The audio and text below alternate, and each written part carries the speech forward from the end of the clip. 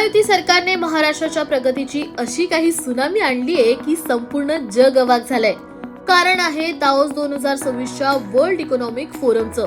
Sumitomo, के Raheja, अल्टा capital आणि Panchsheel realty यांसारख्या जागतिक कंपन्यांसोबत तब्बल सुमारे 4.25 लाख कोटी रुपयांपेक्षा अधिकचे सामंजस्य करार करून महायुती सरकारने इतिहास रचलाय। नुसती गुंतवणूकच नाही तर यातून महाराष्ट्रात 5 लाखाहून अधिक नवीन नोकऱ्यांची निर्मिती होणार आहे।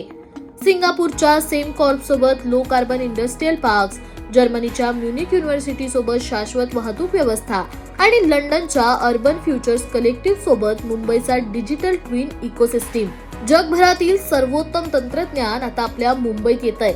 महायुती सरकारने हे सिद्ध केलंय की विकासाचा स्पीड आणि स्केल कसा असावा।